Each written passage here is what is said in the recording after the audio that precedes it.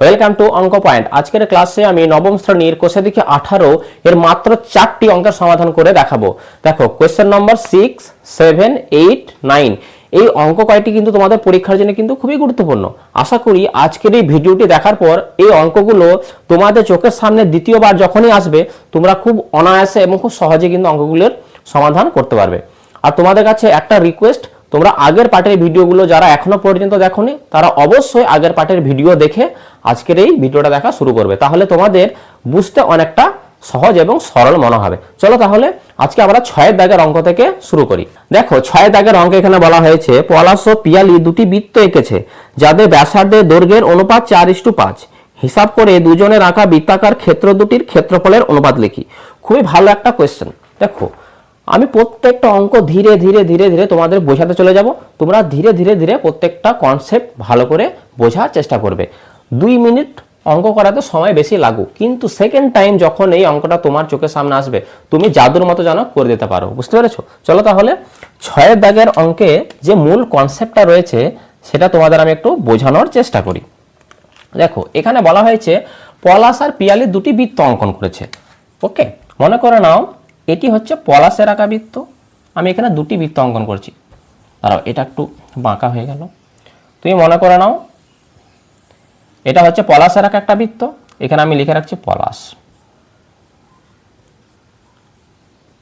এটা হচ্ছে পলাশের আঁকা বৃত্ত। আর ঠিক পিয়ালি একই রকমভাবে একটা বৃত্ত অঙ্কন করেছে। তুমি মনে করো না এটা হচ্ছে পিয়ালির আঁকা বৃত্ত, আমি উপরে লিখে রাখছি পিয়ালি। ওকে, এটা হচ্ছে পলাশের আঁকা বৃত্ত, এটা হচ্ছে পিয়ালির আঁকা বৃত্ত। এবার দেখো প্রশ্নের মধ্যে শুধুমাত্র একটা তথ্যই দেওয়া হয়েছে। কি তথ্য? যে পলাশ আর পিয়ালির আঁকা বৃত্তের ব্যাসার্ধের দৈর্ঘ্যের অনুপাত। এই যে পলাশ যে বৃত্তটা অঙ্কন করেছে, এই পলাশের আঁকা বৃত্তের সেন্টার কোনটা বা কেন্দ্র কোনটা? এটা আমি ধরে নিলাম এটা হচ্ছে পলাশের আঁকা বৃত্তের কেন্দ্র। আমরা জানি কেন্দ্র থেকে এই যে পরিধি, এই পরিধি পর্যন্ত যে পরিমাপ বা যে সরলরেখাংশটা, এটাই কি বলতো? এটা হচ্ছে ব্যাসার্ধ। তাহলে পলাশের আঁকা বৃত্তের ব্যাসার্ধ দৈর্ঘ্য হচ্ছে এখান থেকে এটা। একই রকম ভাবে পিয়ালি যে বৃত্তটা অঙ্কন করেছে তার সেন্টার বা কেন্দ্র হচ্ছে এটা, আমি ধরে নিলাম এটা হচ্ছে কেন্দ্র। এবারে কেন্দ্র থেকে পরিধি পর্যন্ত এটা কি বলতো? এটা হচ্ছে ব্যাসার্ধ। ওকে, তাহলে পিয়ালি আর পলাশ আর পিয়ালি যে দুটি বৃত্ত অঙ্কন করেছে তাদের ব্যাসার্ধের দৈর্ঘ্যের অনুপাত দেওয়া আছে। কি দেওয়া হয়েছে? অনুপাত 4:5। এই তথ্যটা শুধুমাত্র দেওয়া হয়েছে। তোমাকে জানতে কি বলেছে? তোমাকে এখান থেকে জানতে বলেছে বা নির্ণয় করতে হবে পলাশ আর পিয়ালি যে দুটি বৃত্ত অঙ্কন করেছে তাদের ক্ষেত্রফলের অনুপাত। কি বলেছে? ক্ষেত্রফলের অনুপাত। এই যে পলাশ যে বৃত্তটা অঙ্কন করেছে তার যদি আমি ক্ষেত্রফল নির্ণয় করতে চাই তাহলে ক্ষেত্রফল নির্ণয়ের রাশিমালা আমরা জানি পাই আর স্কয়ার হয়। একই রকম ভাবে পিয়ালি যে বৃত্তটা অঙ্কন করেছে তারও যদি আমি ক্ষেত্রফল নির্ণয় করতে চাই তাহলে পাই আর স্কয়ার হিসাবে আমার ক্ষেত্রফল নির্ণয় করতে হবে। দিয়ে পলাশ আর পিয়ালি যে দুটো বৃত্ত অঙ্কন করেছে তাদের ক্ষেত্রফল আমি কিছু একটা পাবো। আমি সাপোজ ধরে নিলাম পলাশ যে বৃত্তটা অঙ্কন করেছে তার ক্ষেত্রফল আমি ধরে নিলাম 70। তোমাদেরকে বোঝানোর জন্য ধরলাম, আমি কিছু মান তো পাবো সেটা আমরা পরে দেখছি। আমি ধরে নিলাম 70 পেলাম। আর পিয়ালি যে বৃত্তটা অঙ্কন করেছে তার ক্ষেত্রফল সাপোজ ধরে নিলাম 90 পেলাম। ওকে, তাহলে শেষে আমাদের কি নির্ণয় করতে হবে? এই দুটো পলাশ আর পিয়ালি যে দুটো বৃত্ত অঙ্কন করেছে তাদের ক্ষেত্রফলের অনুপাত। তাহলে পলাশের আঁকা বৃত্তের ক্ষেত্রফল আমি ধরে নিলাম 70 এসছে, আর পিয়ালি যে বৃত্তটা অঙ্কন করেছে তার ক্ষেত্রফল ধরে নিলাম 90 এসছে। তাদের আমাকে শেষে অনুপাত করতে হবে। কি করতে হবে? অনুপাত করতে হবে। বুঝতে পেরেছো? তাহলে 0 0 যদি আমি কেটে দিই তাহলে 7:9 আসবে। বুঝতে পেরেছো? এরকম অনুপাতে প্রকাশ করতে হবে উত্তরটা, মানে উত্তর আমাদেরকে অনুপাতে নিয়ে আসতে হবে। যে দুটো ক্ষেত্রফল আসবে তাদেরকে আমাদের শেষে অনুপাত করতে হবে। এবার দেখো কোয়েশ্চেন হচ্ছে আমাদের এখানে, এবার আমি যখন পলাশের আর পিয়ালির আঁকা বৃত্তের ক্ষেত্রফল যখন নির্ণয় করব তখন আমাদেরকে কি করতে হবে বলতো? আর এর মান বসাতে হবে। পাই এর মান তো কমন আছে, পাই তো আমি কেটে দেবো কারণ অনুপাত আছে। অনুপাতে যখন প্রকাশ করব দেখো এর মধ্যে পাই আছে, এর মধ্যে পাই আছে, পাই আমি কেটে দিতে পারি কারণ কমন পার্ট। কিন্তু আমাকে আর এর মানটা কিন্তু জানতেই হবে, নাহলে কিন্তু আমি ব্যাসার্ধ নির্ণয় করতে পারবো না। এবার দেখো তোমাদের মধ্যে অনেকেই একটা কাজ ভুল করবে, সেটা হচ্ছে অনেকে ভাববে যে ব্যাসার্ধের পরিমাপ তো এখানে দেওয়াই হয়েছে 4:5। তাহলে এই আর এর জায়গায় পলাশ যে বৃত্তটা অঙ্কন করেছে তার ব্যাসার্ধ হয়তো 4 হবে, 4 বসিয়ে দেবে, 4 স্কয়ার 16 হবে। আর পিয়ালে যে বৃত্তটা অঙ্কন করেছে তার ব্যাসার্ধ দৈর্ঘ্য হচ্ছে 5, তাহলে আর এর জায়গায় 5 বসিয়ে দিলে 5 স্কয়ার 25, তাহলে উত্তর হয়ে যাবে 16:25। কিন্তু এইরকম ভাবে তো করা যাবে না। উত্তর 16:25 আসবে কিনা সেটা আমরা পরে দেখছি, কিন্তু এরকম ভাবে তো করা যাবে না। এবার দেখো তাহলে আমাদেরকে কি করতে হবে সেটা তোমাদেরকে এবার আমি একটু বোঝাই। দেখো এরকম তো করা যাবে না, কারণ এখানে যে অনুপাতটা দেওয়া হয়েছে পলাশ আর পিয়ালির আঁকা বৃত্তের, বুঝতে পেরেছো, যে ব্যাসার্ধটা দেওয়া হয়েছে সেটা কিন্তু অনুপাত আকারে দেওয়া হয়েছে। আর আমরা জানি অনুপাত কথার অর্থ হচ্ছে দুটি সমজাতীয় রাশির মধ্যে তুলনা করা। মানে এখানে পলাশ আর পিয়ালি যে দুটো বৃত্ত অঙ্কন করেছে তাদের ব্যাসার্ধের এখানে তুলনা করা হয়েছে। কি করা হয়েছে? তুলনা করা হয়েছে। এটা কিন্তু অরিজিনাল ভ্যালুকে রিপ্রেজেন্ট করছে না, বুঝতে পেরেছো। এবার দেখো, আর আমরা এটাও জানি যে অনুপাত সর্বদা লঘিষ্ঠ আকারে বা সংক্ষিপ্ত বা সরলতম আকারে লেখা থাকে। এখানে পলাশ আর পিয়ালি যে দুটো বৃত্ত অঙ্কন করেছে তাদের ব্যাসার্ধের মান কিছু একটা ছিল, তাকে সিম্পলিফাই বা কাটাকাটি করার পর লঘিষ্ঠতম আকারে প্রকাশ করার পর এখন শেষে 4:5 এসে দাঁড়িয়েছে। এখন এদের মধ্যে কোনো কমন পার্ট বা কিছু কাটাকাটি যাচ্ছে না বলে এখন এরা এই অবস্থায় রয়েছে, বুঝতে পেরেছো। এবার দেখো, এই পলাশ আর পিয়ালির আমি যদি বৃত্তের ক্ষেত্রফল নির্ণয় করতে চাই তাহলে আমাদেরকে ব্যাসার্ধ জানতে হবে। তাহলে ব্যাসার্ধটা কত নেবো সেটা জানার জন্য তোমাদেরকে যে কনসেপ্টটা মনে রাখতে হবে, দেখো আমি যদি বলি এই যে 4, এই 4-এর সাথে তুমি যদি 10 গুণ করে দাও তাহলে 4-এর সাথে 10 গুণ করলে কত হবে? 40 হবে। আবার যদি তুমি এই 5-এর সাথেও যদি 10কে গুণ করে দাও তাহলে 5 10 কত হবে? 50 হবে। দেখো একটু আগে আমরা যখন পলাশ আর পিয়ালির যে আকার যে বৃত্ত তাদের ক্ষেত্রফল যদি নির্ণয় করি তাহলে আমরা এই ফর্মুলাটা কাজে লাগাবো, পাই আর স্কোয়ার। আমরা কি বললাম একটু আগে? 4 বসিয়ে করে দিতে পারো। তাহলে অনেকে কি বলবে 4 ব্যাসার্ধ দেওয়া আছে তাহলে আর জায়গায় 4 বসিয়ে দেবো, আর পিয়ালির আঁকা বৃত্তের ক্ষেত্রফল যখন নির্ণয় করবো তাহলে 5 বসিয়ে দেবো, তাহলে হয়ে যাবে। দেখো কেন তুমি 50 আর 40 কেন বসাবে না? তুমি তো এই আর জায়গায় 40 আর 50 এটাও তো বসাতে পারো। কারণ কি? কারণ এই 40 আর 50 এটা কিন্তু ওই 4:5 একেই কিন্তু নির্দেশ করছে। কেন? কারণ দেখো 40 আর 50 আমি যদি বলি পলাশ যে বৃত্তটা এঁকেছে তার ব্যাসার্ধ হচ্ছে 40 আর পিয়ালে যে বৃত্তটা এঁকেছে তার ব্যাসার্ধ হচ্ছে 50, এটাও কিন্তু এই 4:5 এটাকেই কিন্তু বোঝাচ্ছে। কি করে?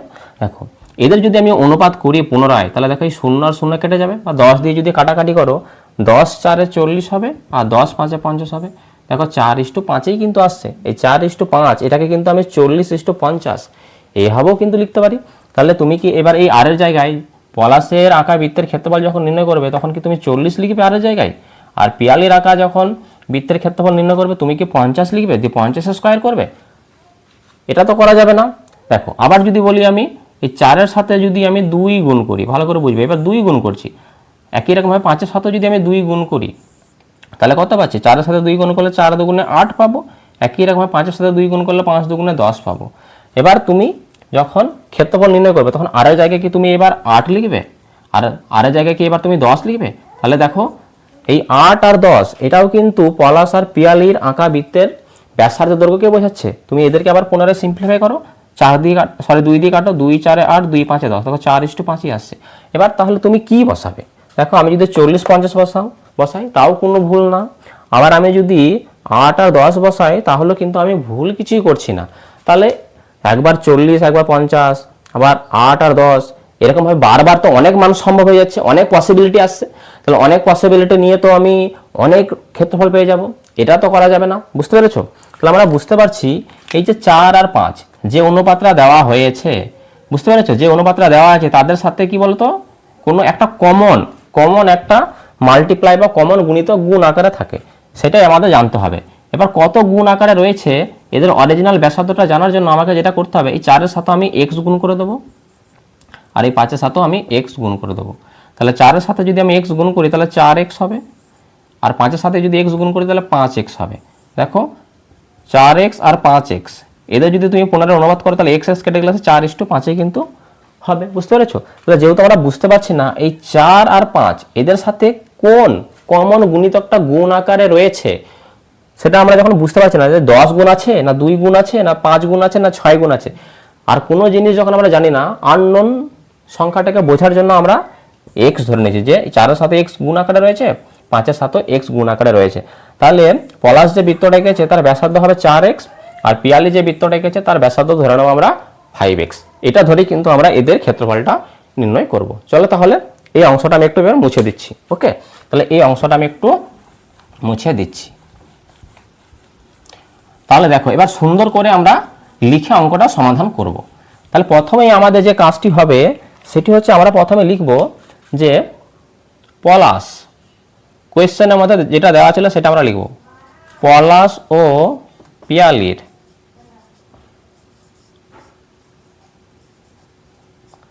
পলাশ ও পিয়ালির আঁকা বৃত্তের ব্যাসার্ধের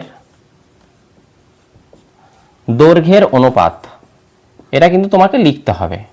এটা কিন্তু প্রশ্নের মধ্যে দেখো বলে দেওয়া আছে অনুপাত কত দেওয়া আছে বলো তো, 4:5। দেখো এটা কোয়েশ্চেনের মধ্যে দেওয়া ছিল যে পলাশ ও পিয়ালির আঁকা বৃত্তের ব্যাসার্ধের দৈর্ঘ্যের অনুপাত 4:5। তাহলে আমি এদের সাথে কি বলেছি, একটা করে এক্স গুণ করে দেবো, যেটা অরিজিনাল ব্যাসার্ধকে নির্দেশ করবে, কারণ অনুপাত দিয়ে করলে অনেক ব্যাসার্ধ সম্ভব হয়ে যেতে পারে, বুঝতে পেরেছো। এবার দেখো, তাহলে আমি লিখবো যে ধরি, তাহলে ধরি পলাশের আঁকা, ধরি পলাশের আঁকা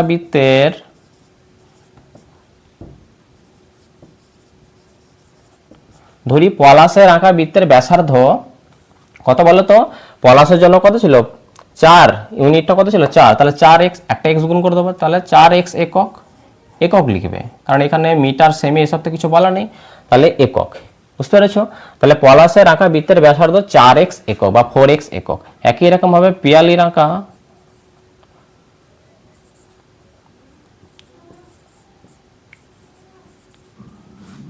আঁকা বৃত্তের ব্যাসার্ধ কত হবে, পিয়ালির জন্য 5 ইউনিট ছিল, তাহলে 5x একক, এককটা কিন্তু তোমরা লিখবে অবশ্যই। ওকে, তাহলে দেখো পলাশ আর পিয়ালি যে দুটো বৃত্ত অঙ্কন করেছে তাদের ব্যাসার্ধ আমাদের কাছে এখন জানা হয়ে গেছে, তাহলে এদের ক্ষেত্রফল এবার আমরা খুব সহজে নির্ণয় করতে পারবো, বুঝতে পেরেছো। তাহলে এবার আমরা লিখবো কি, অতএব পলাশের আঁকা বৃত্তের ক্ষেত্রফল, কি লিখবো আমরা, পলাশের আঁকা বৃত্তের ক্ষেত্রফল, পলাশের আঁকা বৃত্তের ক্ষেত্রফল।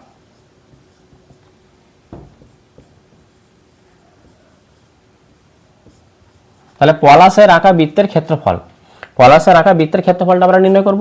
আর আমরা জানি বৃত্তের ক্ষেত্রফল নির্ণয় করার রাশিমালা হচ্ছে পাই আর স্কয়ার, আর ক্ষেত্রফল যেহেতু নির্ণয় করছি তাহলে বর্গ কথাটা তোমাকে লিখতে হবে, আর একক ছিল এখানে, তাহলে একক লিখবো, বুঝতে পারলে তোমরা প্রত্যেকে। এবার দেখো সমান পাই, দেখো পাইটা যেমন আছে তুমি রেখে দাও, কারণ অনুপাত করবো তো শেষে গিয়ে এটা কেটে যাবে, কারণ দুটো পলাশ আর পিয়ালি দুজনের যখন আমি ক্ষেত্রফল নির্ণয় করবো বৃত্তের, সেক্ষেত্রে পাই আর স্কয়ার ফর্মুলাতে একই, কারণ পাইটা দুটোর ক্ষেত্রে কি থাকবে, কমন থাকবে, কমন জিনিস অনুপাত করবো কেটে যাবে, তাহলে পাইটা আমি রেখে দিচ্ছি। তোমরা পাইটা কেন রাখছি তোমরা একটু পরে বুঝতে পারবে। আর দেখো এখানে আর আছে, পাই যেমন আছে রাখলাম, আর আছে এখানে। দেখো পলাশের আঁকা বৃত্তের ক্ষেত্রফল নির্ণয় করতে হলে তাহলে পলাশের আঁকা বৃত্তের ব্যাসার্ধ, আর জায়গায় আমাকে ব্যাসার্ধ লিখতে হবে।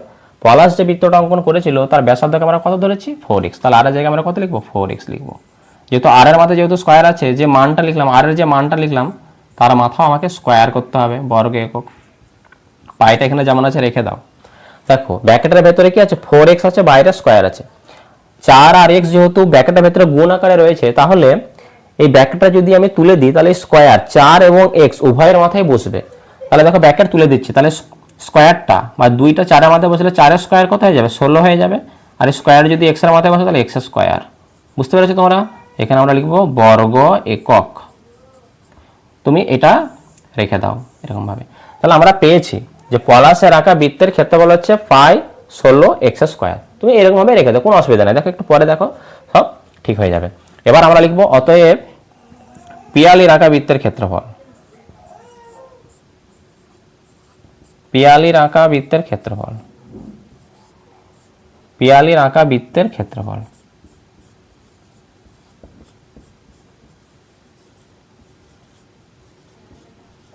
তাহলে পিয়ালির আঁকা বৃত্তের ক্ষেত্রফল যখন নির্ণয় করব, আমরা জানি ক্ষেত্রফল নির্ণয়ের জন্য যে রাশিমালাটা আমাদের ব্যবহার করতে হবে সেটা হচ্ছে পাই আর স্কয়ার বর্গ একক, যেহেতু ক্ষেত্রফল নির্ণয় করছি, ওকে, সমান পাই, পাইটা যেমন আছে তুমি রেখে দাও, পাই যেমন আছে আমরা রেখে দেবো। দেখো আর এর মান আমরা কত বসাবো, পিয়ালির আঁকা বৃত্তের ক্ষেত্রফল নির্ণয় করতে হলে পিয়ালি যে বৃত্তটা অঙ্কন করেছিল আর মানে ব্যাসার্ধ, তার ব্যাসার্ধটা কত ছিল, পিয়ালির আঁকা বৃত্তের ব্যাসার্ধটা এখানে কত ধরেছি আমরা 5x, তাহলে এখানে আর এর জায়গায় আমরা লিখবো 5x, আর এর মাথায় যেহেতু স্কয়ার আছে তাহলে আর এর যে মানটা লিখেছি তার মাথাও আমাকে এখানে স্কয়ার করতে হবে, একক হচ্ছে বর্গ একক, বুঝতে পেরেছো। এবার দেখো পাই এখানে যেমন আছে রেখে দাও। দেখো এখানে দেখো ব্র্যাকেটের ভেতরে 5 আর x 5 আর x টা গুণ আকারে রয়েছে, তাহলে ব্র্যাকেট আমি যদি তুলে দিই আর যদি না দিই তাহলে স্কয়ারটা 5 এবং x উভয়ের মাথায় বসবে, তাহলে 5 এর স্কয়ার কত হয় 25 হয়, আর x এর মাথায় বসলে কি হবে x এর স্কয়ার হবে, এখানে এককটা লিখবে বর্গ একক। তাহলে দেখো তাহলে তোমরা বুঝতে পারছো যে পলাশ আর পিয়ালি যে দুটি বৃত্ত অঙ্কন করেছে তাদের ক্ষেত্রফল আমার কাছে এখন চলে এসেছে। এটা হচ্ছে পলাশের আঁকা বৃত্তের ক্ষেত্রফল, এটা হচ্ছে পিয়ালির আঁকা বৃত্তের ক্ষেত্রফল। তোমাকে কোশ্চেনে জানতে চেয়েছিল ক্ষেত্রফলের অনুপাত, তাহলে এই দুটো ক্ষেত্রফলকে এবার আমরা অনুপাত আকারে লিখব, তাহলে আমাদের উত্তরটা চলে আসবে। তাহলে এবার আমরা লিখব যে পলাশ ও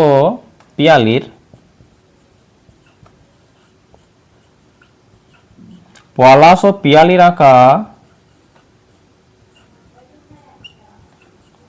বৃত্তের ক্ষেত্রফলের অনুপাত।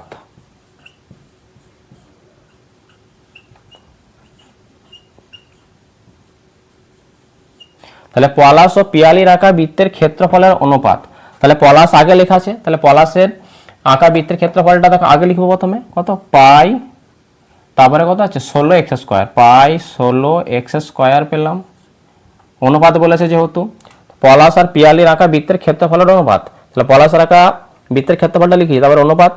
ওকে, তার পিয়ালির আঁকা বৃত্তের ক্ষেত্রফল কোনটা, এই দেখো এটা পাই 25 আর x স্কয়ার। দেখো তাহলে দুটি বৃত্তের আমরা ক্ষেত্রফল এখানে লিখেছি, অনুপাত করে লিখেছি। এবার দেখো অনুপাত করার সময় আমাদের কি করতে হয়, অনুপাতকে সবসময় আমরা লঘিষ্ঠতম আকারে প্রকাশ করতে হয়। কি করে প্রকাশ করতে হয়, লঘিষ্ঠতম বা সরলতম আকারে প্রকাশ করতে হবে, মানে এদের মধ্যে যদি কমন অংশ থাকে সেগুলোকে তোমাকে কেটে বাদ দিতে হবে। দেখো এই অনুপাত, এই সংখ্যাটা আর এই সংখ্যাটা, এই পদ আর এই পদের মধ্যে দেখো মিল আছে কি, এখানে x আছে, এখানে পাই আছে, এখানে পাই আছে, পাই কেটে দাও, এখানে x স্কয়ার আছে, এখানে x স্কয়ার আছে, এখানে 16 আছে, এখানে 25 আছে, তাহলে 16 লেখো, মাঝে অনুপাত রয়েছে তার 25। এবার তোমরাই বলো 16 আর 25 এমন কোনো সংখ্যা নেই যেটা দিয়ে 16 এবং 25 উভয়কে ভাগ করা যাবে, উভয়কে কাটা যাবে। তাহলে যেহেতু আর সম্ভব নয়, এটাই হচ্ছে এদের সরলতম রূপ, যেহেতু আর কাটাকাটি করা যাচ্ছে না, তাহলে এটাই কি হয়ে যাবে, এটাই হয়ে যাবে উত্তর, যে পলাশ আর পিয়ালির আঁকা বৃত্তের ক্ষেত্রফলের অনুপাত হচ্ছে 16:25। বুঝতে পেরেছো? তাহলে এটি হয়ে গেল এই অঙ্কের সঠিক উত্তর।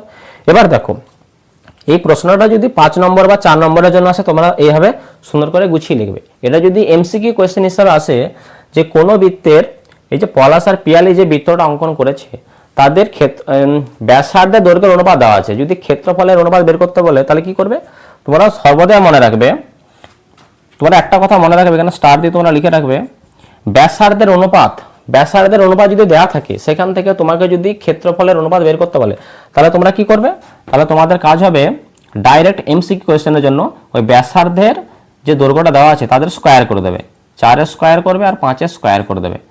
বুঝতে পেরেছো? কারণ প্রথম বৃত্তের ব্যাসার্ধটা যদি 4 হয় পরেরটা 5, আর আমরা জানি ক্ষেত্রফলের সূত্র হচ্ছে পাই আর স্কয়ার ইসটু পাই আর স্কয়ার করব, পাইতে কেটে যাবে, মানে আর এর উপর নির্ভর করবে ক্ষেত্রফলটা। আর প্রথম বৃত্তের হচ্ছে ব্যাসার্ধটা আমরা কত 4 আর এটা 5, তাহলে 4 এর স্কয়ার আর 5 এর স্কয়ার, বুঝতে পেরেছো 25, তাহলে 16:25 হয়ে যাবে। যদি এটা এমসিকিউ কোয়েশ্চেন আসে তাহলে তোমরা এরকম ভাবে মাইন্ডে কিন্তু ক্যালকুলেশন করে নেবে, আর যদি একটু 4 নম্বর বা 5 নম্বরের জন্য আসে তাহলে তোমরা এইভাবে ডিটেলসে সমাধান করে কিন্তু দেখাবে। চলো তাহলে এবার আমরা চলে যাব পরের অঙ্কে। দেখো এবার আমরা সমাধান করব 7 দাগের অঙ্কটি। এই 7 দাগের অঙ্কটি কিন্তু তোমাদের পরীক্ষার জন্য কিন্তু প্রচুর ইম্পর্টেন্ট। দেখো এখানে বলা হয়েছে সুমিত ও রেবা একই দৈর্ঘ্যের দুটি তামার তার এনেছে।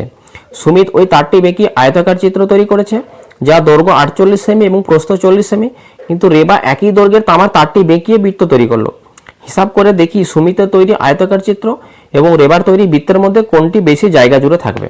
দেখো অঙ্কটি আমরা প্রথমে ধীরে ধীরে এর কনসেপ্টটা বুঝবো, তারপরে আমরা লিখে সমাধান করব।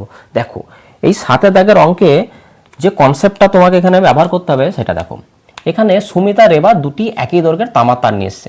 তুই মনে করে নাও এটি হচ্ছে সুমিতের আনা তামার তার, পাশে আমি লিখে রাখলাম সুমিত, এটা সুমিত নিয়ে এসছে, এই তামার তারটি সুমিত নিয়ে এসছে। ওই একই দৈর্ঘ্যের, এর লেন্থ যদি 100 সেন্টিমিটার হয় তাহলে রেবা যে তামার তারটি নিয়ে এসছে তার দৈর্ঘ্য কিন্তু 100 সেন্টিমিটারই হবে। এটা কিন্তু বইয়ে দেওয়া নেই, আমি তোমাদেরকে বোঝানোর জন্য বলছি যে এটা দৈর্ঘ্য যদি 100 সেন্টিমিটার হয়, আর এখানে রেবা যে তামার তারটি নিয়ে এসছে তারও কিন্তু দৈর্ঘ্য 100 সেন্টিমিটারই হবে, মানে দুজনেরই আনা তামার তারের দৈর্ঘ্য কিন্তু সেম।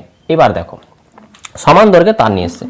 এবার এই সুমিত আছে না, এই সুমিত এই 100 সেমি যে তারটা নিয়ে এসছে, বলা তো নেই, আমি ধরে নিচ্ছি সুমিত এই তারটি নিয়ে কি তৈরি করেছে বলো তো, এই তারটি নিয়ে একটি আয়তাকার চিত্র তৈরি করেছে। মনে করো না এটা হচ্ছে সুমিতের আনা তারটা।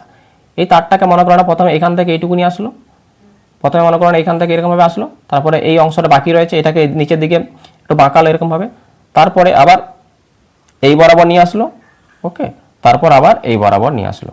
বুঝতে পেরেছো? এরকমভাবে একটা আয়তাকার চিত্র তৈরি করলো। বুঝতে পেরেছো? তাহলে এটাকে আমি একটু বড় করে আঁকছি, দেখো ঠিক এরকমভাবে।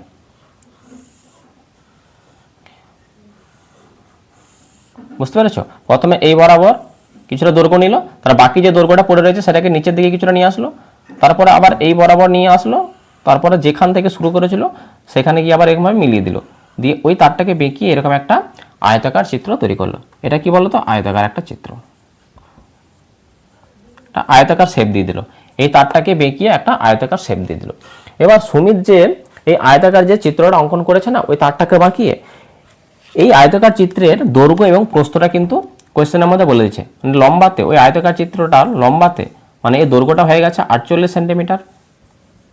ও মেপে দেখেছে স্কেল দিয়ে যে দৈর্ঘ্যটা 48 সেন্টিমিটার পাচ্ছে, আর প্রস্থটা মানে চওড়া দিক থেকে কত পাচ্ছে, এটা হচ্ছে প্রস্থ, এটা কত 40 সেন্টিমিটার। তাহলে এই পরিমাপের একটা আয়তাকার চিত্র সে তৈরি করেছে, যার দৈর্ঘ্য প্রস্থ বলে দেওয়া আছে প্রশ্নের মধ্যে। এবার দেখো এই যে রেবা আছে না, এই রেবা কি করেছে, ওই একই দৈর্ঘ্যের তার দিয়ে ওটাকে বেঁকিয়ে এরকমভাবে বেঁকিয়ে গোল করে একটা বৃত্ত তৈরি করেছে, ঠিক এরকম। সরি, এখানটাতে জায়গা নিয়ে আমি নিচে এইখানটাতে করছি, দেখো এই জায়গাটাতে। তুমি মনে করো না এটা রেবা, রেবা ওই তারটি দিয়ে এরকম একটা বৃত্ত তৈরি করেছে। কি তৈরি করেছে? বৃত্ত। ওকে, এরকম একটা বৃত্ত তৈরি করেছে। এবার দেখো প্রশ্নের মধ্যে কি বলা আছে, শেষে তোমাকে কি জানতে চেয়েছে?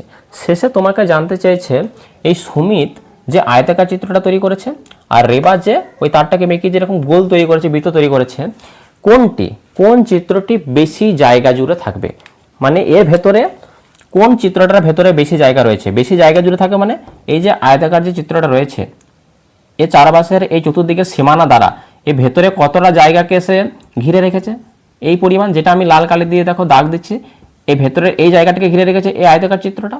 আর এই বৃত্তটা কতটা জায়গাকে ঘিরে রেখেছে, যেটা আমি লাল কালি দিয়ে এখানে ভেতরে যে জায়গাটা সেট করে দিচ্ছি সেই জায়গাটা, এই জায়গাটাকে কি করেছে, ঘিরে রেখেছে।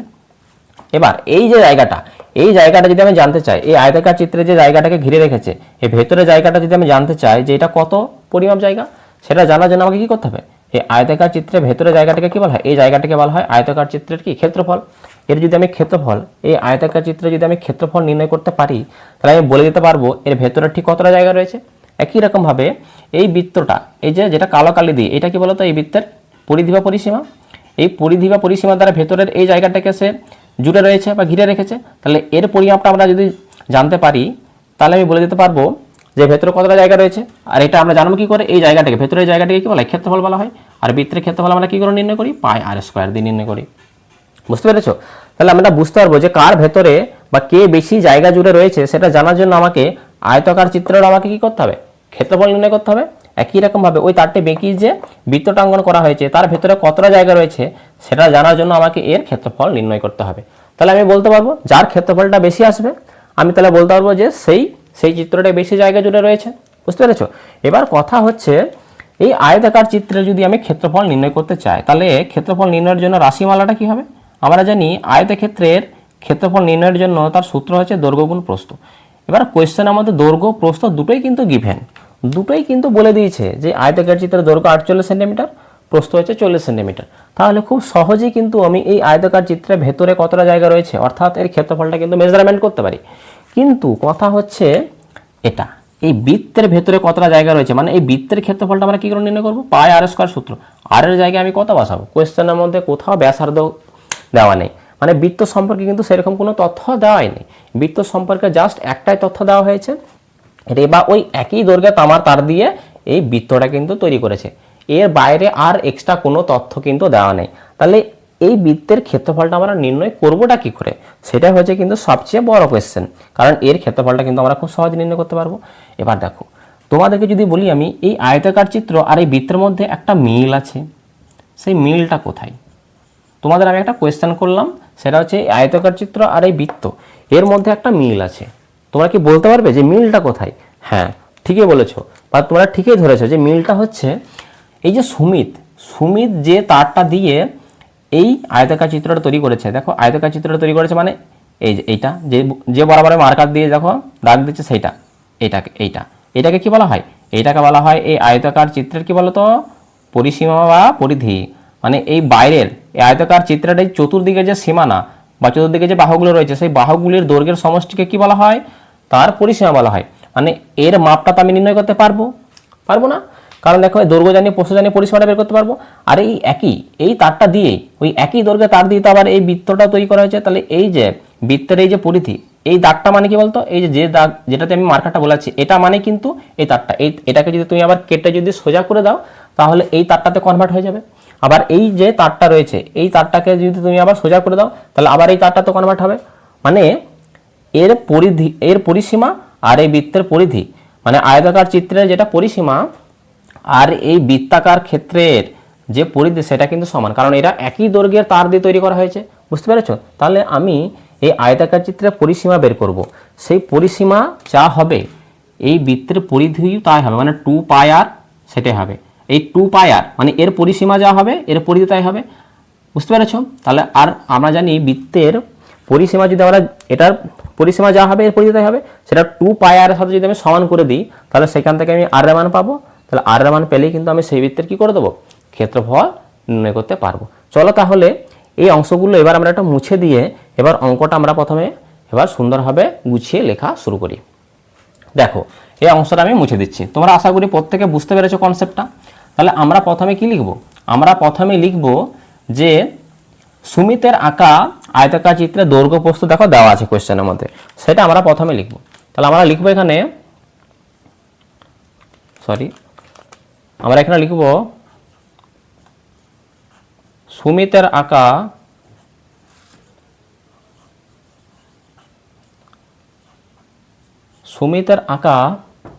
আয়তাকার চিত্রের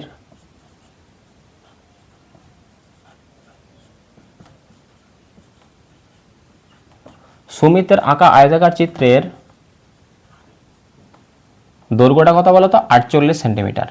এটা কিন্তু প্রশ্নের মধ্যে দেখো দেওয়া হয়েছে। বুঝতে পেরেছো? তাহলে সুমিতের আঁকা আয়তাকার চিত্রের দৈর্ঘ্য হচ্ছে 48 সেন্টিমিটার। সুমিতের আঁকা আয়তাকার চিত্রের প্রস্থটা কত ছিল বলো তো? 40 সেন্টিমিটার। ওকে, এবার দেখো তাহলে কোনো আয়তাকার চিত্রে যদি আমরা দৈর্ঘ্য আর প্রস্থ জানি, তাহলে সেই আয়তাকার চিত্রে আমরা পরিসীমা নির্ণয় করতে পারি, আবার ক্ষেত্রফল নির্ণয় করতে পারি। তাহলে দুটোই আমরা প্রথমে নির্ণয় করে নেব, কারণ দুটোই দরকার আমাদের। বুঝতে পেরেছো? কারণ এর পরিসীমাটা নির্ণয় করে আমি সেটা বৃত্তের পরিধির সাথে সমান করে দেবো, আর ক্ষেত্রফল তো আমরা নির্ণয় করতে হবে, নাহলে আমরা বুঝবো কেমন করে যে কোনটা বেশি জায়গা জুড়ে রয়েছে। তাহলে এবার লিখবো আমরা সুমিতের আঁকা আয়তাকার চিত্রের পরিসীমা। দেখো আয়তক্ষেত্রে পরিসীমা নির্ণয়ে রাশিমালা বা সূত্র তোমরা প্রত্যেকেই জানো। কি বলতো? 2 ইন্টু দৈর্ঘ্য প্লাস প্রস্থ, এটা হচ্ছে সূত্র। দেখো সূত্রটা আমি লিখে করাচ্ছি, তাহলে তোমাদের বুঝতে একটা সুবিধা হবে। 2 বাইরে যেমন আছে রেখে দাও, দৈর্ঘ্য ব্র্যাকেট দিয়েছি, দৈর্ঘ্য কত? 48। তাহলে দৈর্ঘ্যের জায়গায় তুমি 48 লিখবে, মাঝে প্লাস চিহ্ন আছে দেবে, প্রস্থ কত? 40। তাহলে এখানে 2 যেমন আছে রেখে দাও। 2 এর পরে দেখো ব্র্যাকেট শুরু হয়ে গেছে, 2 এর পরে কোনো চিহ্ন নেই, মানে এখানে গুণ আছে। 48 আর 40কে তুমি যোগ করে দাও, তাহলে কত হবে বলো তো? তাহলে এখানে 8 পাচ্ছি, 4 4 8, 88 পাচ্ছি। তাহলে 88। দেখো 40-এর সাথে যদি আমরা 48কে যদি যোগ করি তাহলে কত হবে? 40 40 80 আর 8 88। তাহলে এখানে আমরা কি লিখবো বলো তো? এখানে আমরা লিখবো সেমিগুলো তোমরা এখানে এককগুলো লিখবে অবশ্যই। তাহলে দেখো এই 88 তার সঙ্গে 2কে তুমি গুণ করে দাও, 8 দুগুণে 16 6, হাতে থাকলে কত? 1, 8 দুগুণে 16 আর 1 17, 176 সেন্টিমিটার। তাহলে দেখো আমরা ওই আয়তাকার চিত্রের কি পেলাম বলতো? আমরা আয়তাকার চিত্রটার পরিসীমা পেলাম। মানে কি বলতো? এখানে যে আয়তাকার চিত্রটা ছিল, এর এই যে চতুর্দিকে যে বাহুগুলো রয়েছে, সেই বাহুগুলির দৈর্ঘ্যের সমষ্টি কত পেলাম 176, মানে ওই তারটা দৈর্ঘ্য পেয়ে গেছি আমি, মানে আয়তক্ষেত্রের পরিসীমা নির্ণয় করতে পেরেছি। মানে কি, এই যে তারটা ছিল এই তারটাকে কি, তো এটা তৈরি করা হয়েছিল, এইটা আয়তকার চিত্র তৈরি করা হয়েছিল, মানে এইটার দৈর্ঘ্যটা ওই তারটা দৈর্ঘ্য পেয়ে গেছে কত 176 সেন্টিমিটার। আর 176 সেন্টিমিটার দৈর্ঘ্যে যেহেতু তার, এই তারটা দিয়ে যেহেতু বৃত্তটা তৈরি করা হয়েছিল, সেই বৃত্তটাও কিন্তু তার পরিধি কত হবে 176 হবে। বুঝতে পেরেছো, কারণ দুজনেরই পরিসীমাটা সমান হবে। এবার দেখো, এবার আমরা কি লিখবো, এবার আমরা লিখবো আয়তাকার চিত্রের ক্ষেত্রফল। বুঝতে পেরেছো, এবার আমরা লিখবো অতএব আয়তাকার চিত্রের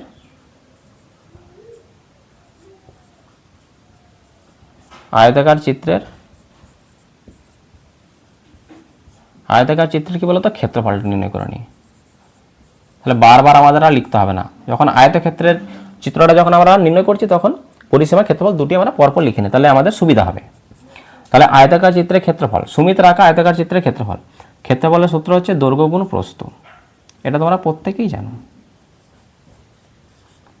ওকে, দৈর্ঘ্য গুণ প্রস্থ, দৈর্ঘ্যটা কত বলো তো, দৈর্ঘ্যটা হচ্ছে 48, তাহলে 48 লিখবো, গুণ প্রস্থ, প্রস্থ কত 40।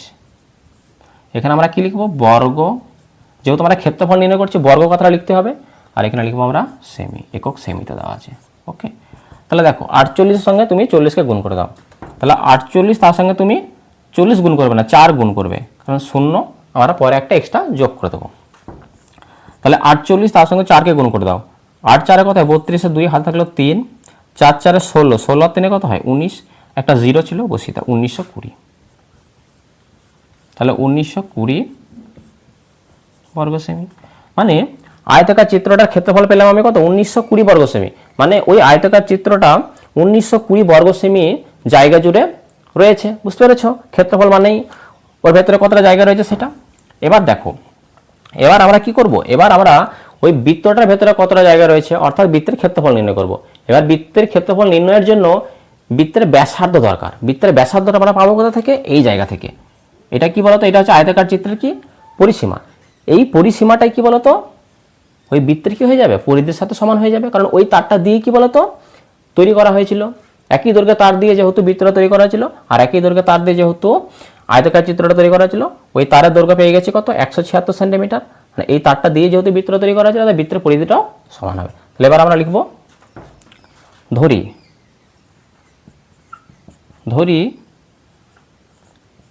রেবার আঁকা বৃত্তের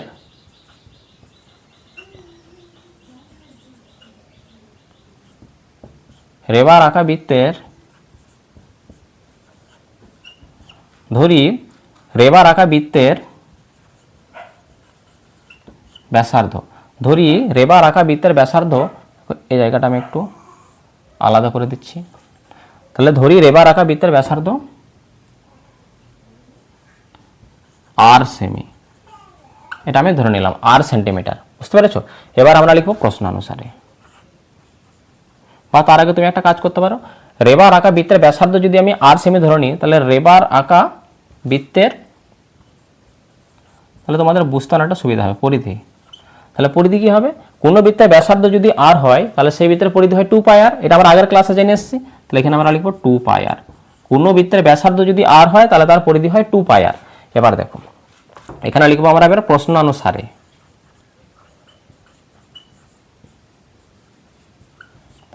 কি লিখবো বলো তো, প্রশ্ন অনুসারে আমরা লিখবো এটা যে দেখো রেবার আঁকা বৃত্তের পরিধি কত পেয়েছে 2 পাই আর, কত 2 পাই আর, আর দেখো রেবার আঁকা বৃত্তের পরিধি কত 176, কারণ আয়তাকার চিত্রের পরিধি বা পরিসীমা যেটা হবে বৃত্তের পরিধি বা পরিসীমাও সেটাই হবে, কারণ একই দৈর্ঘ্যে তার দিয়ে তৈরি করা হয়েছে। 2 পাই আর এটা হচ্ছে রেবার আঁকা বৃত্তের পরিধি, এটা হচ্ছে কি বলতো পরিধি, তার দুটোকে সমান করে দেবো, ইকুয়েট করে দেবো, তাহলে 176। বুঝতে পেরেছো, এখান থেকে তোমাকে আর এর মানটা নির্ণয় করতে হবে, তাহলে আমরা বৃত্তের ব্যাসার্ধ নির্ণয় করতে পারবো। তাহলে 2 এখানে যেমন আছে রেখে দাও, গুণ পায়ের মান তোমরা প্রত্যেকেই জানো 22/7 ইন্টু আর যেমন আছে রাখবো সমান 176, বা এগুলো তো বা লিখবে। এবার দেখো 2 গুণ 22, তাহলে 2 এর সাথে 7টা কাটে না, তাহলে 2 গুণ 22 44 হবে, উপরে 44 নিচে কত 7 গুণ আর সমান সমান 176। ওকে, এবার দেখো আমি উপরের অংশটুকু একটু মুছে দিচ্ছি, কারণ নিচে হয়তো লেখাটা কেটে যেতে পারে। দেখো আমি উপরের অংশটা একটু মুছে দিচ্ছি। ওকে, তাহলে এখানে আমরা লিখবো এবার বা, দেখো আমাকে আর এর মানটা নির্ণয় করতে হবে। আরটা বাম দিকে যেমন আছে রেখে দাও সমান, সংখ্যাগুলোকে সব সমানের ডান দিকে করব, আর আর এর মান যেহেতু নির্ণয় করবো আরটাকে আমরা বাম দিকেই রাখবো। তাহলে আরটা সমানের বাম দিকে রেখে দিলাম, সমানের ডান দিকে 176 আগের থেকেই রয়েছে, যেটা আগের থেকে রয়েছে সেটা তোমাকে আগেই লিখতে হবে। আর সমানের বাম দিকে দেখো ওই 44/7 আর এর সাথে গুণ ছিল, তাহলে সমানের যদি ডান দিকে চলে আসে তাহলে কি হবে, ভাগ হবে। ভাগ হবে মানে কি উল্টে যাবে, এই 44/7টা 7/44 হবে, 7 চলে যাবে উপরে আর 44 চলে আসবে নিচে। এবার তোমার কাজ হবে এটা কাটাকাটি করা, 11 দিয়ে কেটে দাও, 11 4 44, আর এটাকে 11 দিয়ে কাটলে কত হবে, 11 1 11, 6 6 11 66, 4 4 কত হয় 16, তাহলে 4 গুণ 7, তাহলে আর সমান সমান 4 গুণ 7, 7 4 কত হয় 28 হলো। তাহলে বা আর এর মানটা কত পেলাম, আর এর মানটা পেলাম কত 28। আর এখানে কি ধরেছিলাম আমি, যে ধরি রেবার আঁকা বৃত্তের ব্যাসার্ধ আর, আর এর মান যেহেতু 28 পেয়েছি, তাহলে রেবার আঁকা বৃত্তের ব্যাসার্ধ আমরা কত পেলাম 28 সেমি পেলাম। তাহলে এখানে আমরা লিখব অতএব, এবার আমরা নির্ণয় করে দেবো যে রেবার আঁকা বৃত্তের ক্ষেত্রফল। অতএব রেবার আঁকা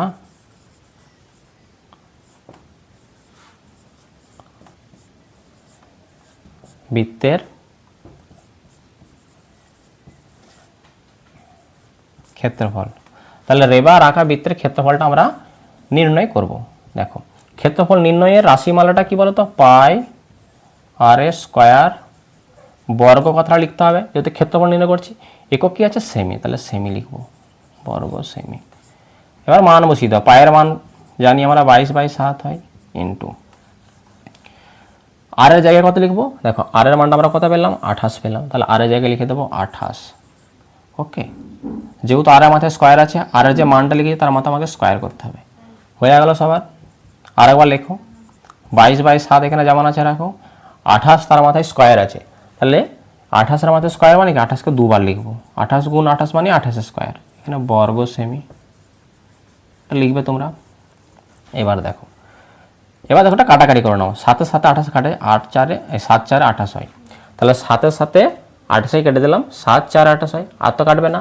তাহলে উপরে দেখো 22 4 আর 28 পড়ে রয়েছে, এগুলোকে সব গুণ করে দাও। প্রথমে 22 এর সঙ্গে তুমি 4কে গুণ করো, দেখো এই 22 তার সঙ্গে 4কে গুণ করলে কত হবে, 4 2 8, 4 2 8, 88 পাচ্ছ। তাহলে এই 88 সাথে কত গুণ করতে হবে, 28কে গুণ করতে হবে।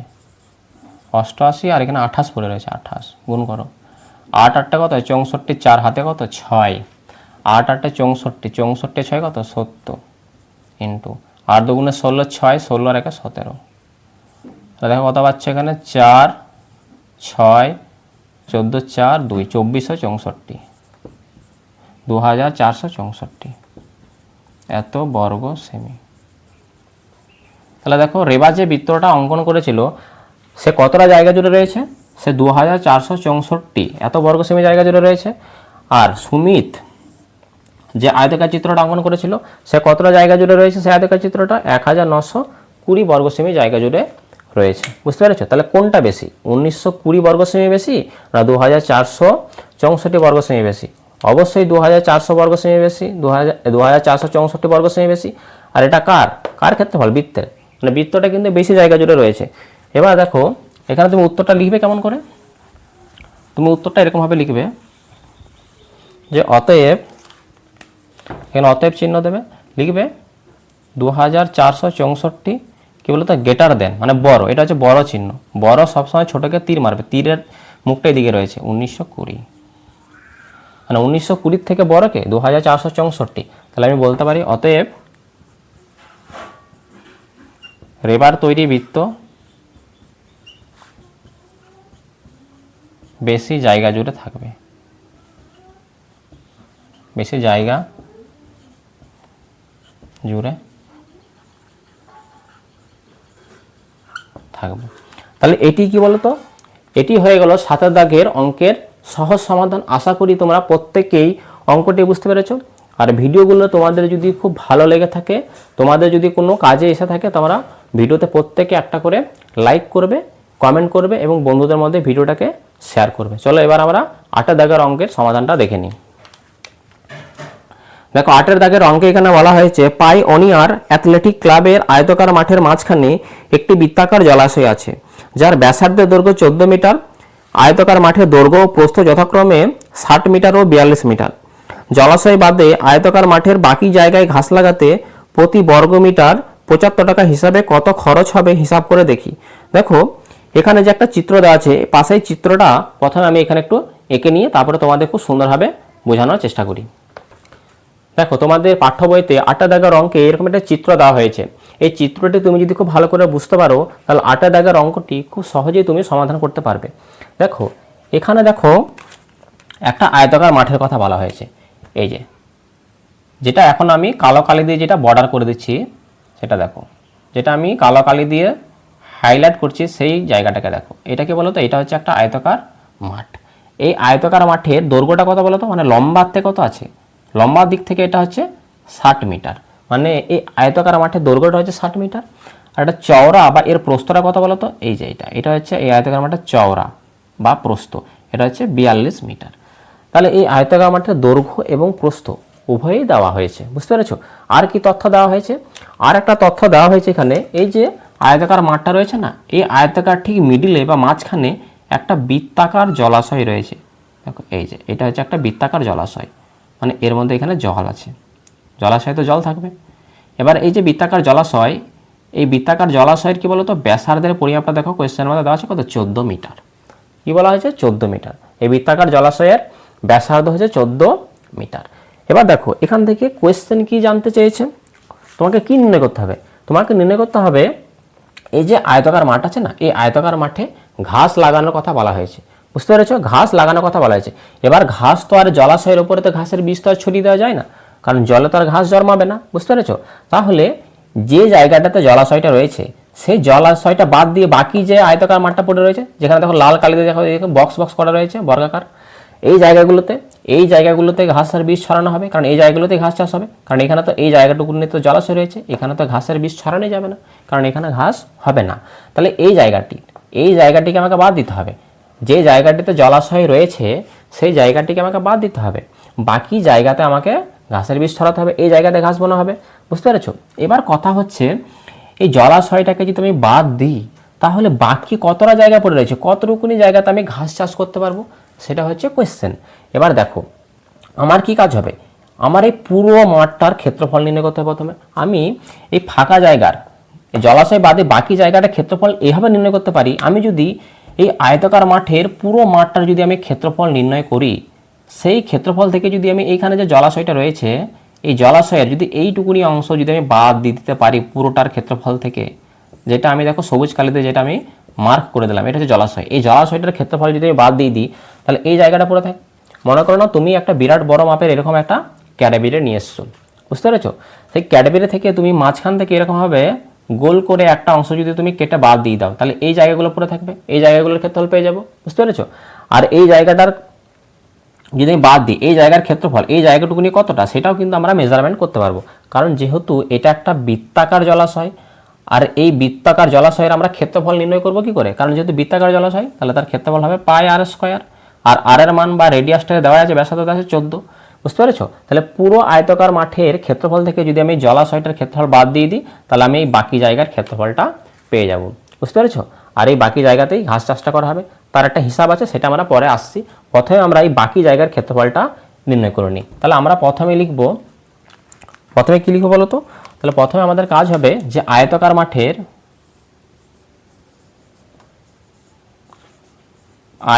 মাঠের কি দেওয়া হয়েছে, দৈর্ঘ্য দেওয়া আছে, প্রস্থ দেওয়া আছে, এটা আমরা প্রথমে লিখবো। আয়তাকার মাঠের দৈর্ঘ্য কত বলতো 60 মিটার, এককটা কিন্তু মিটারে দেওয়া আছে 60 মিটার। তাহলে আয়তাকার মাঠের দৈর্ঘ্য 60 মিটার, আয়তাকার মাঠের প্রস্থ এটাও দেখো কোয়েশ্চেনের মধ্যে দেওয়া হয়েছে কত 42 মিটার। তাহলে দৈর্ঘ্য প্রস্থ আমি প্রথমে লিখে নিলাম। তাহলে আমি কি বলেছি, পুরো মাঠটার আমি ক্ষেত্রফল নির্ণয় করব, সেই ক্ষেত্রফল থেকে এই জলাশয়ের ক্ষেত্রফল বাদ দিলে যে লাল কালিতে যেটা মার্ক করা রয়েছে এটা হচ্ছে মাঠের বাকি অংশ, এই জায়গার ক্ষেত্রফল কিন্তু আমি পেয়ে যাব। তাহলে আমরা প্রথমে লিখবো এখানে যে আয়তাকার মাঠের ক্ষেত্রফল, এটা আমরা প্রথমে নির্ণয় করে নেব। ওকে, তাহলে আয়তাকার মাঠের ক্ষেত্রফলটা কি করে নির্ণয় করব, যেহেতু একটা আয়তাকার মাঠ, আর আয়তাকার মাঠ বলো বাগান বলো তার ক্ষেত্রফল নির্ণয় করার জন্য দৈর্ঘ্যের সাথে প্রস্থ আমাদের গুণ করতে হয়, তার সূত্র হচ্ছে দৈর্ঘ্য গুণ প্রস্থ। সংক্ষেপে লিখলাম আমি এখানে দৈর্ঘ্য গুণ প্রস্থ। ওকে, তাহলে দৈর্ঘ্যটা কত? দৈর্ঘ্যটা হচ্ছে 60 ইন্টু প্রস্থ কত? 42। এখানে আমরা এককটা কি লিখবো? বর্গ মিটার। ওকে, এককটা তোমরা কিন্তু লিখবে। এবার দেখো, তাহলে 60-এর সাথে আমাকে 42 গুণ করতে হবে, বুঝতে পেরেছো? তাহলে 60-এর সাথে 42 তুমি গুণ করে দাও, এই 60 আর এই হচ্ছে 42 তুমি গুণ করে দাও। তাহলে শূন্যের সাথে কোনো সংখ্যা গুণ করলে কি হয়? শূন্য হবে। 2 শূন্য শূন্য, 6 দুগুণে 12 ইন্টু শূন্য, 6 4 কত হয়? 24 হয়। তাহলে 0 2 এটা 5 আর এটা হচ্ছে 2, 2520। তাহলে 2520 বর্গ মিটার আমি সংখ্যাবি লিখলাম। ওকে, এককটা আমি সংখ্যাবি লিখে দিলাম বর্গ মিটার, 2520 বর্গ মিটার। তাহলে পুরো মাঠটার ক্ষেত্রফল জলাশয় সমেত, জলাশয় তো পুরো আয়তাকার মাঠের মধ্যে রয়েছে, পুরো জায়গার ক্ষেত্রফল মানে জলাশয় ধরে পুরো জায়গাটার ক্ষেত্রফল আমি কত পেয়েছি? 2520 বর্গ মিটার পেয়েছি। ওকে, এবার আমরা লিখব বৃত্তাকার জলাশয়ের ব্যাসার্ধ দেখো দেওয়া আছে কত? 14 মিটার দেওয়া আছে। তাহলে তার ক্ষেত্রফল নির্ণয় করতে পারি। লিখবো এখানে আবার বৃত্তাকার জলাশয়ের ব্যাসার্ধ কত দেওয়া আছে? 14 মিটার। এটা লিখো তুমি, বৃত্তাকার জলাশয়ের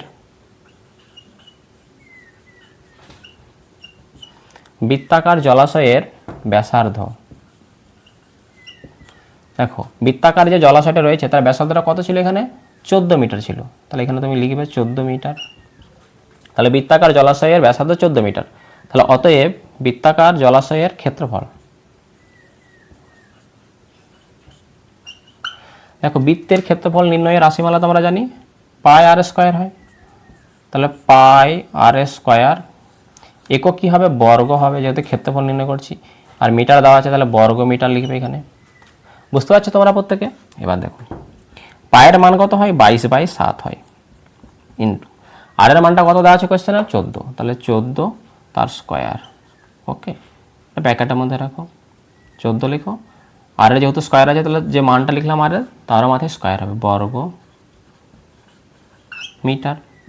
তাহলে এখানে 22/7 যেমন আছে রেখে দাও, গুণ 14-এর মাথায় স্কয়ার আছে মানে কি? 14কে 2 বার গুণ করে লিখবো আমরা, 14 গুণ 14। দেখো 7-এর সাথে 14 একটা কাটবে, 2 7 14 হয়। তাহলে দেখো 22, 2 আর 14 এগুলোকে সব গুণ করে দাও তুমি। 22-এর সঙ্গে যদি 2কে গুণ করো, 22 দুগুণে কত হয়? 44 হয়। 44-এর সঙ্গে তুমি 14কে গুণ করবে। প্রথমে এই 22-এর সঙ্গে 2কে গুণ করে নাও, 22 দুগুণে 44 হয়, তার সঙ্গে আবার 14 গুণ। তাহলে 44 তার সঙ্গে আবার 14 গুণ। 4 4 16 6, 4 4 16 আর 1 17 ইন্টু 4 1 4, 4 1 4, 6 11 1, 6 7 4 11 1 5 6, 616। তাহলে 616 বর্গ মিটার। বুঝতে পেরেছো? তাহলে এই পুরো মানে জলাশয় সমেত ধরে, জলাশয় ধরে পুরো জায়গাটা ক্ষেত্রফল কত পেয়েছিলাম? 2520 বর্গ মিটার পেয়েছিলাম। তার মধ্যে আবার জলাশয়টা কতটা জায়গা জুড়ে রয়েছে? 616 বর্গ মিটার জায়গা জুড়ে রয়েছে। তাহলে এই জলাশয়টা বাদ দিয়ে যে বাকি জায়গাটা যদি আমি ক্ষেত্রফল নির্ণয় করতে চাই, মানে জলাশয়টা যতটা জায়গা জুড়ে রয়েছে সেই জায়গাটুকু যদি আমি পুরোটা থেকে যদি বাদ দিয়ে দিই, তাহলে আমি এই যে বাকি যে জায়গাটা পড়ে রয়েছে, যে জায়গাতে ঘাস চাষ করার কথা বলছে, সেই জায়গাটা আমি পেয়ে যাব। বুঝতে পেরেছো? তাহলে আমরা এখানে লিখবো যে জলাশয় বাদে বাকি জায়গার ক্ষেত্রফল। কি লিখবো আমরা? যে জলাশয় বাদে বাকি আয়তাকার মাঠের ক্ষেত্রফল। তাহলে এখানে আমরা লিখব জলাশয় বাদে বাকি মাঠের, এটা একটু আমি আলাদা করে দিচ্ছি, বাকি মাঠের ক্ষেত্রফল। তাহলে জলাশয় বাদে বাকি মাঠের ক্ষেত্রফল কত হবে বলো তো? সমান পুরোটা থেকে 2520, সেইখান থেকে বাদ দিয়ে দেবে কত বলো? এখানে ব্র্যাকেটে দেবে 616। এখানে বর্গ মিটার কথাটা তোমরা লিখবে। বুঝতে পারলে তোমরা? তাহলে 2520 থেকে 616 বাদ দিয়ে দাও। তাহলে 2520, সেখান থেকে কত বাদ দেবো? 616 বাদ দিয়ে দাও, মাইনাস করো। তাহলে 10 থেকে যদি 6 বাদ দেয় তাহলে 4 হয়, হাতে 1 2 0 এটা। আর এটা 15 থেকে যদি 6 বাদ দেয় তাহলে 9 হবে এটা, আর এটা 1, 1904। তাহলে 1904 বর্গ মিটার। তাহলে বুঝতে পারলে? তাহলে বাকি যে জায়গাটা, বাকি যেটা লাল কালি দিয়ে আমি দেখো সেট করে রেখেছি, সেই জায়গাটার ক্ষেত্রফল কত পেলাম? 1904 বর্গ মিটার। বুঝতে পেরেছ? এবার দেখো, এবার প্রশ্নের মধ্যে আরেকটা তথ্য এখানে দেওয়া হয়েছে যে জলাশয় বাদে বাকি আয়তাকার মাঠের বাকি জায়গায়, এই যে বাকি জায়গাটা রয়েছে না, এই জায়গাতে ঘাস চাষ করবে। এবার এই ঘাস চাষ করতে গিয়ে ঘাস লাগাতে প্রতি বর্গ মিটারে 75 টাকা হিসাবে খরচ হয়, প্রতি বর্গ মিটারে 75 টাকা খরচ হয়। মানে মনে করো নাও এখান থেকে এইটুকুনি জায়গা, যেটা আমি বক্স করছি দেখো এইটুকুনি জায়গা মনে করো নাও 1 বর্গ মিটার জায়গা, বুঝতে পেরেছো? যদি 1 বর্গ মিটার জায়গাতে তুমি যদি ঘাস লাগাতে যাও তাহলেই নাকি তোমার খরচ হয়ে যায় 75 টাকা। 1 বর্গ মিটার মনে করো না, এইটুকুনি জায়গাকে আমি 1 বর্গ মিটার ধরে নিচ্ছি তোমাদের বোঝানোর জন্য। তাহলে এইটুকুনি জায়গা যদি 1 বর্গ মিটার হয় তাহলে তার জন্য 75 টাকা খরচ হয়। তাহলে আমাকে কত বর্গ মিটার জায়গাতে আমাকে ঘাস লাগাতে হবে? এই দেখো 1904 বর্গ মিটার জায়গাতে ঘাস লাগাতে হবে, কারণ বাকি জায়গাটা এই পুরো জায়গাটা কত 1904। তাহলে 1904 বর্গ মিটারের জন্য তো আরো বেশি টাকা খরচ হবে, বুঝতে পেরেছো? তাহলে এটা এবার আমরা নির্ণয় করব, বুঝতে পেরেছো? তাহলে আমরা উপরের অংশ একটু মুছে দিচ্ছি, দেখো এই জায়গাটা একটু মুছে দিয়ে এটা লিখে দিচ্ছি। দাও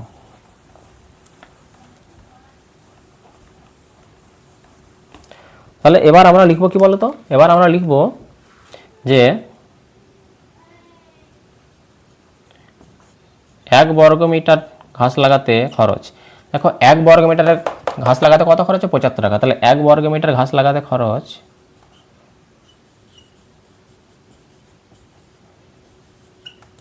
তাহলে 1 বর্গ মিটার ঘাস লাগাতে খরচ কত বলতো? 75 টাকা। এটা প্রশ্নের মধ্যে দেওয়া আছে যে প্রতি বর্গ মিটারে খরচ হয় 75 টাকা। প্রতি বর্গ মিটার বলতে বোঝায় 1 বর্গ মিটারে, বুঝতে পেরেছো? তাহলে আমার কত বর্গ মিটারে ঘাস লাগাতে হবে? 1904। তাহলে লিখবো এবার আমরা 1904 বর্গ মিটার ঘাস লাগাতে খরচ কত হবে? বেশি হবে, গুণ করে দেবো। তাহলে 1904 তার সাথে গুণ করে দেবো এই 75, ব্যাকাটার মধ্যে রাখবে, বাইরে লিখবে টাকা। তাহলে এটা গুণ করে দাও, এই 1904 আর 75 তুমি গুণ করো। তাহলে 1904 তার সাথে আমরা 75 গুণ করে দেবো। দেখো গুণটা করো, 4 5 20 শূন্য, হাতে থাকলো 2, 5 0 0 2, 5 9 কত 45 আর 5 হাতে কত 4। তাহলে 5 9 45 আর 5 হাতে 4, 5 1 5, 5 4 কত হয় 9 হয়, ইন্টু 7 4 কত হয় 28 আর 8 হাতে থাকলো 2, 7 0 0 2টা বসবে এখানে, 7 9 কত হয় 63, 63 3 হাতে 6, 7 1 7, 7 আর 6 কত হয় 13 হয়, 0 10 0 7 8 আর এখানে 12 2 4 আর এটা হচ্ছে 1। তাহলে এই টাকাটা পাচ্ছি আমরা একক দশক শতক হাজার অযুত লক্ষ, 1,42,800। তাহলে 142 তারপর কত আছে 800 এত টাকা।